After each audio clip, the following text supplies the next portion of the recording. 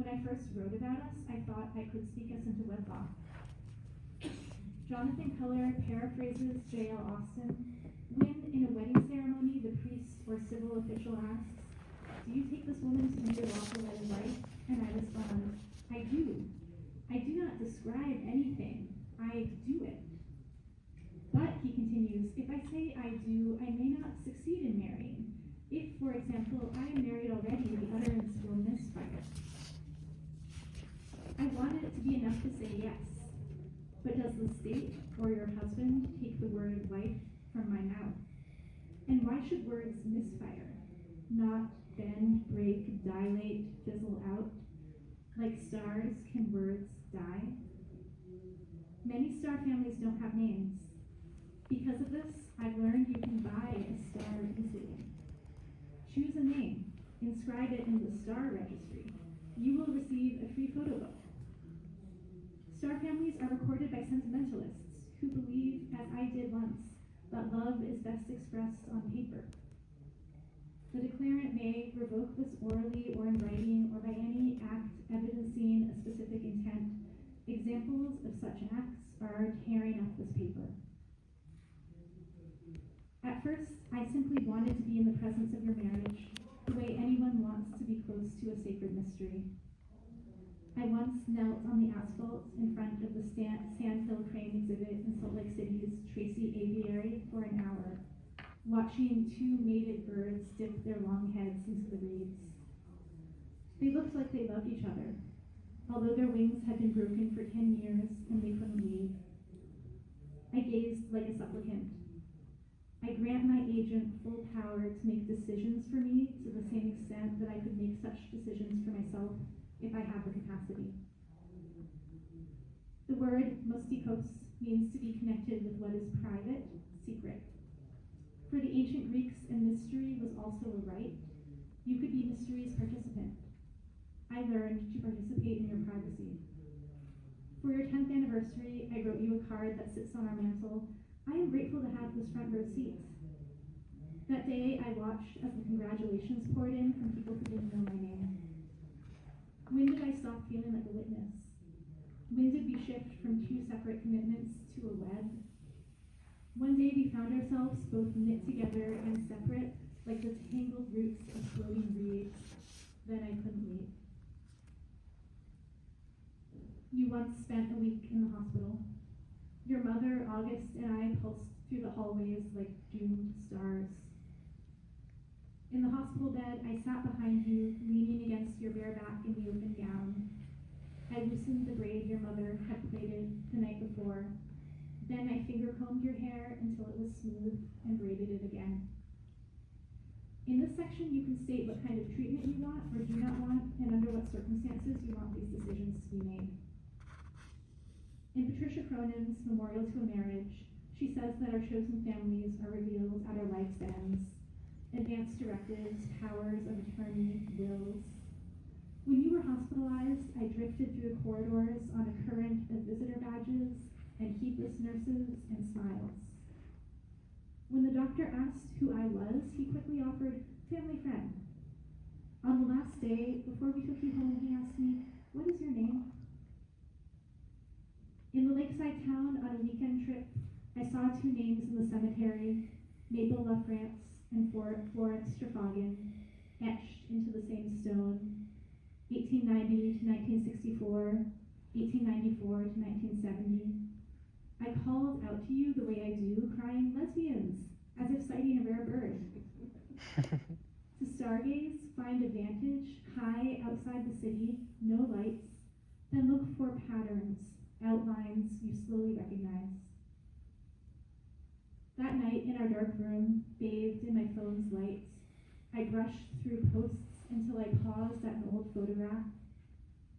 Under my hand's shadow, a woman rested her face against the back of her child's head. Her expression, calm, relaxed. She and the child looked towards someone beyond the frame. I tapped on the picture to keep reading. This is Leslie Miller and her son. The photo was taken by her partner, Lucia. Leslie and Lucia lived with their partner, Louise. I paused and pulled the small screen close to my face. All three women were reported at the same address, a house just miles from where I was born. And Leslie's mother, Amy, was buried in a pyramidal crypt at Mountain View Cemetery. I stopped reading, watching my reflection waver in the phone's screen. As a child, I had sat at the feet of this family, eating the grass covering their graves. In the same cemetery, I once paced an overgrown plot reciting Whitman. For Whitman, the grass on graves was a medium of transformation and alchemy. Grasping the phone's light, I put my free hand on your shoulder to wake you. Look. If the law does not recognize this document as legally binding and effective, it is my intent that this document be taken as a formal statement of my desire. I courted the law when I was young. I read decisions, holding my breath. My first love and I danced around the kitchen table when the Supreme Court overturned DOMA Section 3.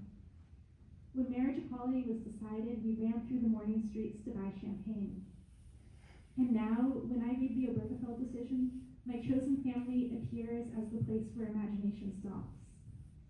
Our life is envisioned only in the dissenting opinion as a limit of possibility.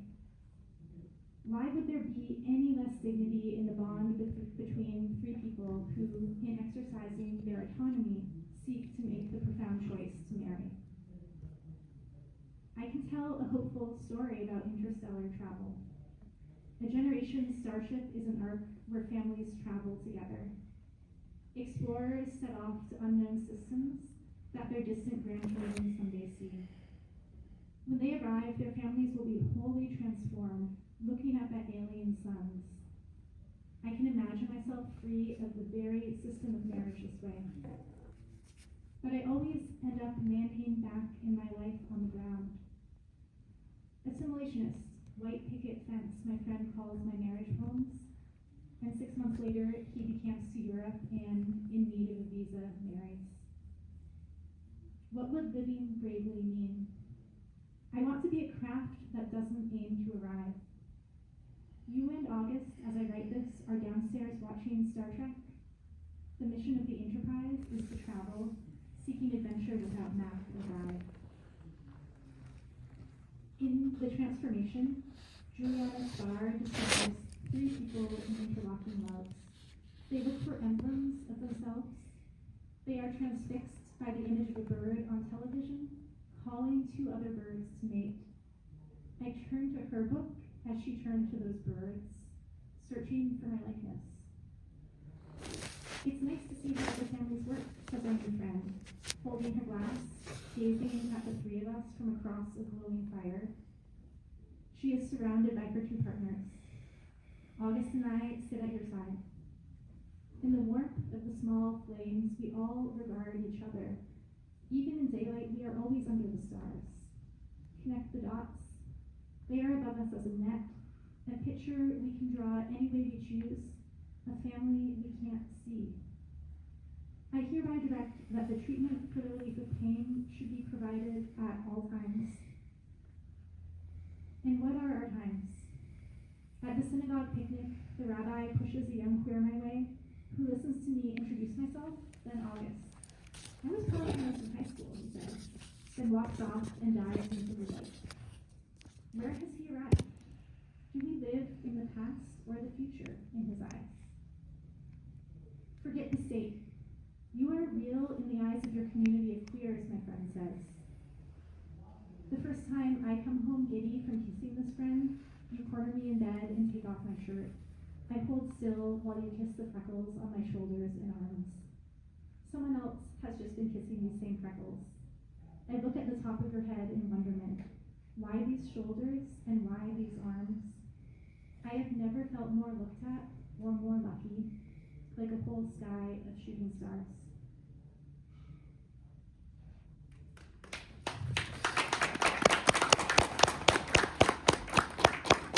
Thank you. So I'll close by reading two short hummingbird poems. This one is called Domestication. If you find a hummingbird, never wrap her in a cotton towel. When she breaks free, her claws, tangled in thread, will rip out. So the lost lover can't come home. So the bird hovers, maimed, and can't perch. Better shelter her in a shoebox lined with silk. And I will say that is true. I did a lot of research, never wrap a hummingbird in a towel. And this last poem is called Still Life. Stunned in a man's palm, a hummingbird opens its wings, and they look unremarkable, pigeon gray. They once were too fast to look at, dragonfly gossamer. Now this bright body is a specimen. I thought I wanted to see a hummingbird frozen and splayed. My whole life, I have had a bad memory for moving things, like faces. As a child, I would try to picture my parents with my eyes closed, to summon an eyebrow, a chin. But does loving mean looking well or trying? Sometimes I make my hands a picture frame to stay your living image, your fast, overflowing my hand's aperture. I squint to keep you still. You can't have someone, you just go with them, you said, as you packed our bags, already going. Thank you.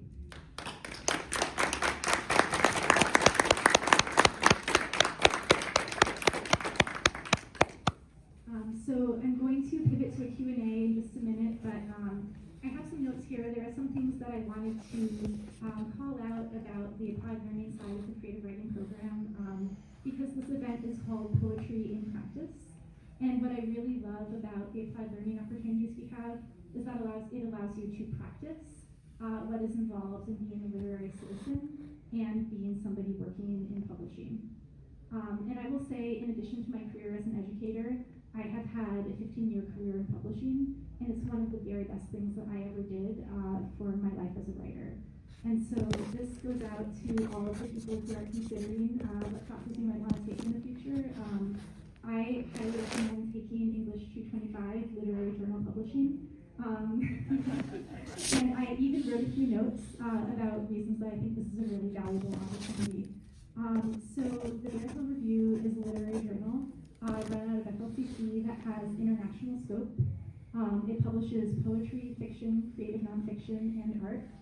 And Professor Gilio will be circulating postcards of one of my favorite poems from a recent issue of the Bear Hill Review and a recent piece of art from the Bear Hill Review Visual Gallery. And you can really see the quality of work in this journal is very, very strong. Taking English 225, Literary Journal Publishing, I really think it's going to help you as a writer because when you work in publishing, you understand what conversations you're joining. Publishing is like this world full of fascinating conversations, and you need to know what conversations you want to be part of as you try to situate your work.